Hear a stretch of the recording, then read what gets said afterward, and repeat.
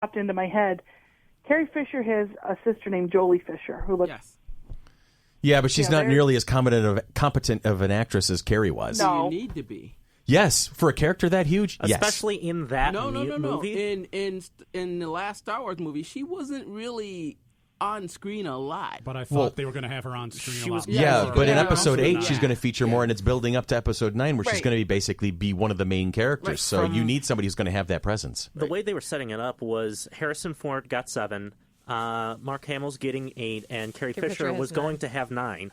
Yeah. But they can't do that anymore. No, they can't. Even though Disney owns the image of Carrie Fisher until the end of 9, they can't do that because they've said they're not going to do that. Right. No, that's so there's not a CGI resurrection again. So, and we'll talk about what they did with Tarkin in Rogue One, which was equal parts creepy and cool at the same time. But considering he's been dead for so long. Yes, Peter Cushing's that gesture that he would always kind of lean on.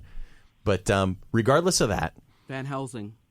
Yes, and regardless of all of that, I mean, and this is going to be interesting to see how it unfolds. And we'll be here on this particular podcast, ready to make some sort of commentary or some sort of observation of it as it unfolds. We'll bring it to you, and I'll bring our thoughts to it. So we're gonna set this one aside because really, this is not a conversation that is ever going to end anytime soon.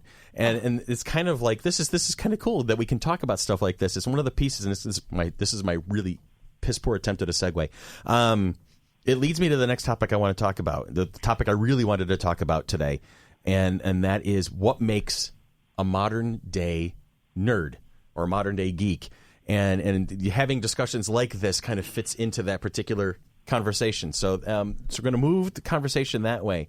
And Wayne, you had come up with a couple of articles when we were talking about this before. Oh, yeah. So I'm going to lean into you first, and then I'm going to come to the girls on the phone. So Deanna and Sybil start thinking about this. In your opinion, Wayne, what is it that really qualifies a person as a modern-day nerd?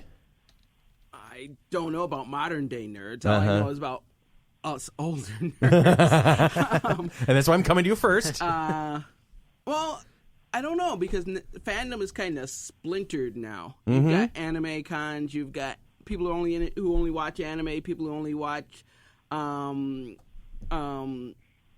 gaming, people who only do lots of different things. Whereas when I came up, it's like everybody did everything.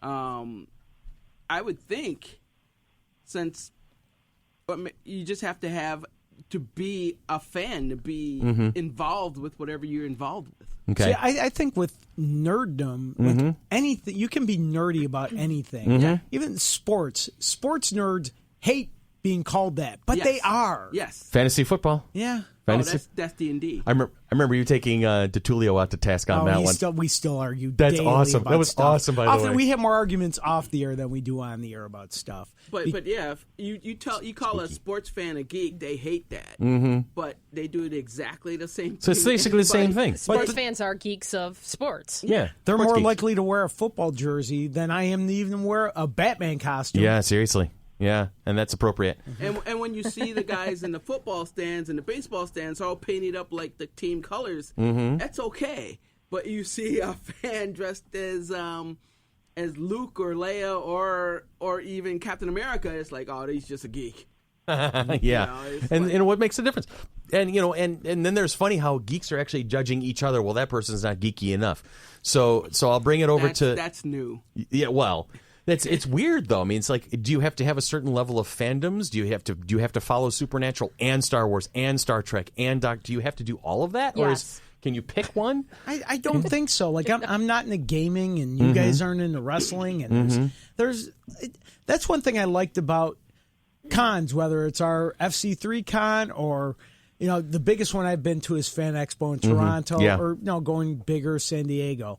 Is that everybody has their own thing they're really, really passionate about, and they have their own group. They find their own tribe and can sort of connect with each other to talk about stuff that they don't get to talk about with the normal people. Yeah, Billy, I think you hit on a key word, and that's passion. Whatever fandom it is, if you don't have that passion for it, I want to make sure I do this every week, every 2 weeks, whatever. If you're just kind of following it on and off. Mm-hmm. I think that's where the difference lies. But I'd be interested. I know we want to get to the people on the phone, Mm-hmm. but I'd be interested in our interns' take on what. Yeah. Oh yeah, Their turns are One second. coming. Becca, you're making a lot of faces back there. I think she's kind of like, what do I do Because now? let's be honest, No, Chris, I'm just, sorry. I looked up the question of like, what does it mean to be a nerd? Yeah, And I found a WikiHow article. nice. Don't believe everything you read on the internet. Hang on to that because I'm going to have you start reading that because we have Dee on the phone, and I know that she's got to get going in a short order. She's got some stuff to do today. So Dee, I'm going to bring this question to you. I'm going to let you get your input in before you take off on us today. I think for me, I kind of straddle both. I have my nerd side and I have my sports side. Uh-huh. For me, my geeky nerdness is gaming and Star Wars and sci-fi. But she does sports too. She's like a Renaissance nerd. Yes. Yeah, That's and awesome. I'm a huge sports fan. And I think it's like Brian said, it's passion. I am passionate about my Steelers, my Penguins, my Dale Jr., my Pirates. I'm also as passionate about Star Wars and Star Trek and all the nerd, the geeky things that people associate because it's not sports. And she's come over to the dark side. What? What's we this? have cookies. They have cookies. She started Doctor Who. She's finally. Oh, I'm so happy to hear that. Did you forget that she started last weekend? I think I heard her make a mention of it, but it's so nice to have it officially out in the open where everybody can hear it. so That she's she- admitting to it now. Started the new Doctor or No. She started with Talons of Wayne Chang. oh yes, That's still not old. one of my favorite episodes. It's not of all old. It's time. from '75. What the hell? I'm talking. What do you consider old? Hartnell. Oh, we're working. We got to break her into it. Got to break her into Oh, it. you got to start She with was the Episodes devastated you that wanna it was a bring part her two- in part with, one of and then two. you can go back. robot. Sorry, Dark in Deanna. Space. There you go.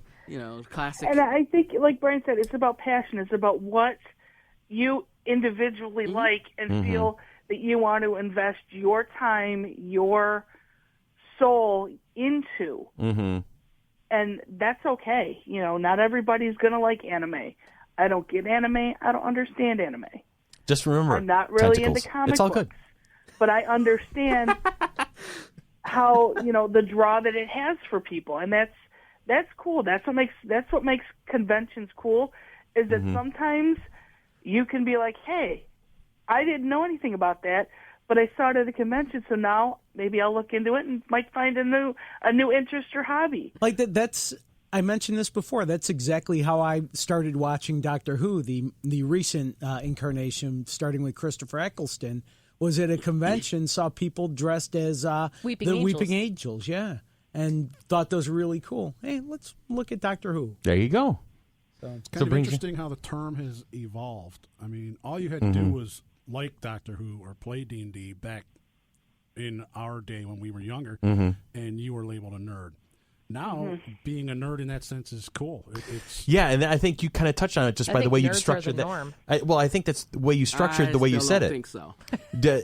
Brian had said it. You were labeled a nerd, so there's a connotation of negative there that, okay, no, you're not socially acceptable. Well- but now people aspire to kind of almost be nerdy at this point. Let So it's your it's geek become- it's flag become- fly. there it is. It's because it's become socially acceptable because of the success of the movies and Right. the industry as a whole coming into the mainstream and attracting more people to it. I want to point out that Tony just indicated that all of us here are socially acceptable. He's fired. Tony, are we really? Are we really? Thank you. Wow. Nowadays, you have to go deeper than the movies to be Yeah. considered a nerd. Okay, and we're good at that. We can definitely do that. We can Can definitely. we ostracize people? They only watch movies. Yeah. Yay! Yeah. Wow. All right, I think D, we're you all taking tired off on us, today. son? I can hang around for a little longer. All right, good. Let us know. And now I'm going to go on to Sybil, and then I'm back into the room. So, yeah, I am looking right at you, Becca. I am looking right at you. You know it's coming. So anyway, Sybil, bring it to me now. Tell me about what you think about it. Okay, what I think about it. So I grew up just before modern nerds, you could say. I kind of bridged the gap between the old geek Poindexters where, they always had the glasses with the tape in the middle. That's how We're losing you, You're honey. breaking up. You're breaking up a little bit. We've got the technology. We do. Somebody boost the signal. We can rebuild Are you it. on speakerphone, Sybil? We can make them No, I'm better. not. Okay, there you oh, are. that's much better. We can hear you now. You probably just had to move to a different part of the room, right? No, I just had to move my headphones. Okay. Wow. There was a collective acknowledgement. Yes, like, oh my God, we're all on the same page. Don't play with Okay, it. well, what I was saying Yes, thank was you. I bridged the old nerds of. I remember when I was little, I was made fun of for being nerdy and liking comic books, and people looking at me like, "How can you read those? Those are just weird." Mm-hmm. And now, when I mention comic books, I get the jocks who are like, "Oh my God, did you see the Batman? I'm on this one, and I'm reading this series, but I heard there's another series, and have you heard of that one?" And it's kind of weird being like that, like growing up, kind of trying to hide the nerdy and the geeky part of me, and then now, like as soon as I say it, I get tons of friends again.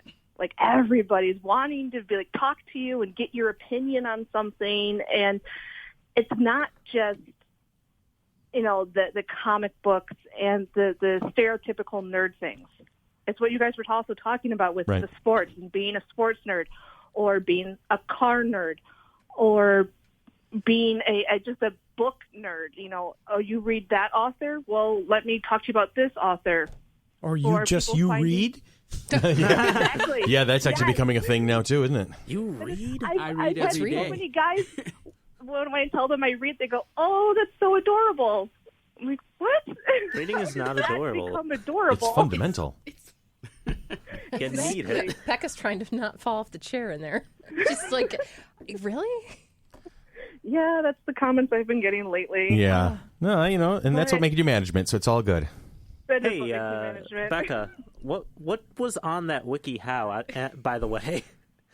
All right, so it starts out defining the geek and the nerd. Oh, right. Yeah, because there's a okay. difference. Brian's got it up, too. There is. Well, let's be careful on that phrase. Oh, shut up.